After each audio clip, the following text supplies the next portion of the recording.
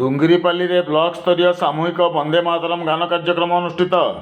ଆଜି ପୂର୍ବାହ୍ନ 10:30 ସମୟରେ ବ୍ଲକ ସାମାଜିକ ସୁରକ୍ଷା ଅଧିକାରୀ କ୍ଷୀରୋଦ ଭୂଷଣ ରାୟଙ୍କ ତତ୍ତ୍ୱାବଧାନରେ ସୁବର୍ଣ୍ଣପୁର ଜିଲ୍ଲା ଡୁଙ୍ଗରିପାଲିରେ ବ୍ଲକ ସ୍ତରୀୟ ସାମୂହିକ ବନ୍ଦେ ମାତରମ୍ ଗାନ କାର୍ଯ୍ୟକ୍ରମ ସ୍ଥାନୀୟ ଉଚ୍ଚ ପ୍ରାଥମିକ ବିଦ୍ୟାଳୟ ସ୍ଥିତ ସଂଗ୍ରାମୀ ମଣ୍ଡପଠାରେ ଗୋଷ୍ଠୀ ଉନ୍ନୟନ ଅଧିକାରୀ ଦିଲ୍ଲୀପ କୁମାର ବାଡ଼ାଙ୍କ ସଭାପତିତ୍ୱରେ ଅନୁଷ୍ଠିତ ହୋଇଯାଇଛି। ପଞ୍ଚାୟତ ସମିତି ଅଧ୍ୟକ୍ଷା ଅହଲ୍ୟା ସାହୁ ମୁଖ୍ୟ ଅତିଥି ଭାବେ ଯୋଗଦାନ କରିଥିବା ବେଳେ ଉପାଧ୍ୟକ୍ଷ ମକରଧ୍ୱଜ ସାହୁ, ଗୋଷ୍ଠୀ ଶିକ୍ଷାଧିକାରୀ ଗଣେଶ କିଷାନ, ଅତିରିକ୍ତ ଗୋଷ୍ଠୀ ଉନ୍ନୟନ ଅଧିକାରୀ ମହେଶ୍ୱର ପ୍ରଧାନ ସମ୍ମାନିତ ଅତିଥି ଭାବେ ଯୋଗ ଦେଇ ଛାତ୍ରଛାତ୍ରୀଙ୍କୁ ଉତ୍ସାହିତ କରିବା ସହ ବନ୍ଦେ ମାତରମ୍ ଗାନରେ ଅଂଶଗ୍ରହଣ କରିଥିଲେ।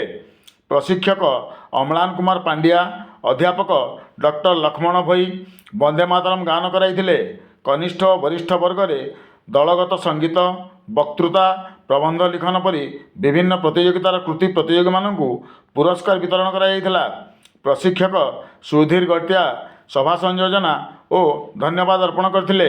ବ୍ଲକର 15ଟି କ୍ଲଷ୍ଟରରୁ ପ୍ରାଥମିକ, ଉଚ୍ଚ ପ୍ରାଥମିକ ଓ ଉଚ୍ଚ ମାଧ୍ୟମିକ ବିଦ୍ୟାଳୟ ସ୍ତରର 200ରୁ ଊର୍ଦ୍ଧ୍ୱ ଛାତ୍ରଛାତ୍ରୀ ଓ ଶିକ୍ଷକ ଶିକ୍ଷୟିତ୍ରୀ କାର୍ଯ୍ୟକ୍ରମରେ ଯୋଗଦାନ କରିଥିଲେ।